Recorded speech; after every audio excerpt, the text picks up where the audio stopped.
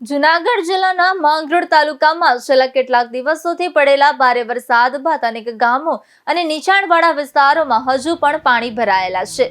રહેણાંક વિસ્તારોમાં ઘરોમાં પાણી ઘૂસી જતા ઘરવખરી, અનાજ, ફર્નિચર અને ઇલેક્ટ્રોનિક સામાનને ભારે નુકસાન થયું છે, જેને કારણે લોકોના દૈનિક જીવન પર ગંભીર અસર પડી રહી છે.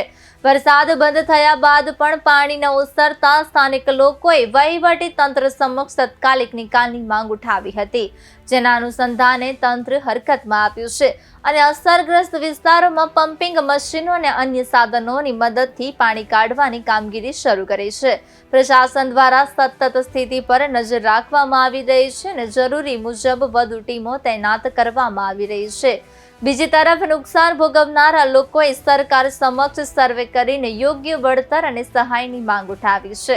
હાલ માંગરોળ તાલુકામાં પાણીના નિકાલની કામગીરી યુદ્ધના ધોરણે ચાલી રહી છે અને લોકો વહેલી તકે સામાન્ય સ્થિતિ પુનઃસ્થાપિત થાય તેવી આશા વ્યક્ત કરી રહ્યા છે.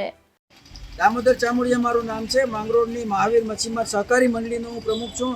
આપ જે આ પાછળ જોઈ રહ્યો છે આ અમારી સાગર સોસાયટી ન્યૂ, સાગર સોસાયટી ઓલ્ડ અને સાથે સાથે અમારી એક ત્રીજી સાગર સોસાયટી, એમ 3 સોસાયટીમાં ઘરમાં પાણી ઘૂસી ગયા છે.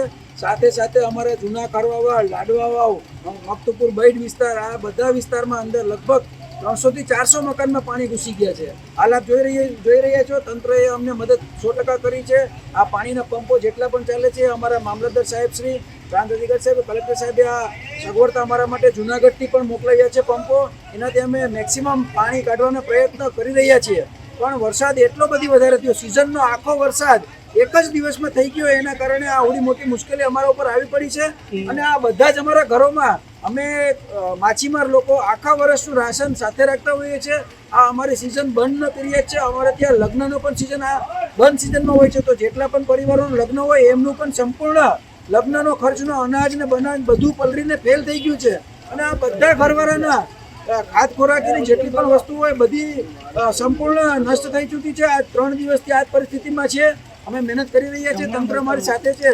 પણ મારી કલેક્ટર સાહેબ શ્રી, પ્રાંત અધિકારી સાહેબ શ્રી અને મામલતદાર સાહેબને બે હાથ જોડી નમ્ર વિનંતી છે કે આ વખતે અમારા લોકોને જે આ નુકસાન થયું છે ખાદ ખોરાકીનું, અનાજનું, એનું સર્વે કરાવી અને એમને યોગ્ય વળતર ચૂકવે એવી મારી નમ્ર વિનંતી છે. હું ખારવા સમાજનો, માંગરોળ ખારવા સમાજનો પટેલ છું.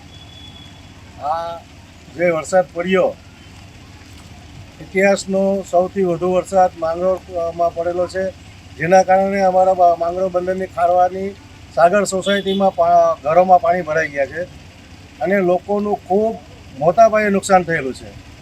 બધાના ઘરમાં અનાજ, ઇલેક્ટ્રિક સામાનને ખૂબ નુકસાન થયું છે. અહીંયા 3 દિવસથી તંત્ર અને સમાજ સાથે રહી અને ખૂબ મહેનત કરી અને અહીંયાથી પાણી કાઢવાની મહેનત કરી રહ્યું છે.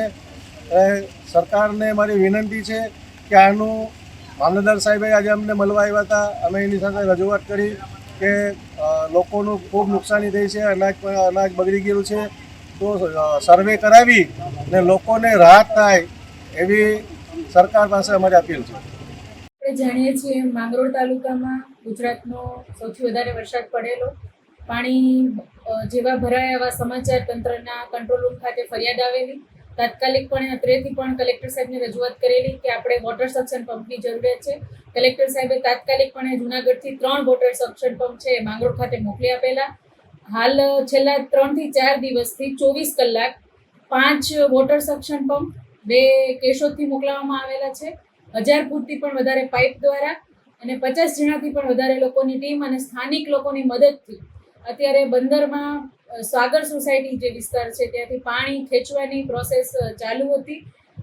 હાલના રિપોર્ટ પ્રમાણે તમામ સોસાયટીઓમાંથી પાણી ઉતરી ગયા છે. લોકોએ રાહતનો શ્વાસ લીધો છે. બંદરમાં આપણે 3 થી 4 નગરપાલિકા દ્વારા બોર પણ કરાવવામાં આવ્યા છે પાણીના નિકાલ માટે. પણ વધારે વરસાદ પડવાથી 3-4 દિવસ સુધી લોકોને આવી હાલાકીનો સામનો કરવો પડ્યો, જેમાં તંત્ર એમની સાથે 4 દિવસથી સતત ખડે પગે ઊભું હતું. માનનીય કલેક્ટર સાહેબ તેમજ અધિક કલેક્ટર સાહેબ અને પ્રાંત સાહેબ દ્વારા પણ આનો સતત રિવ્યુ પણ કરવામાં આવી રહ્યો છે. એટલે હાલ લોકોમાં આવા કોઈ પણ પ્રકારના પાણી ઘરોમાં ભરાયેલા નથી, જેનું હું આપને આશ્વાસન આપું છું.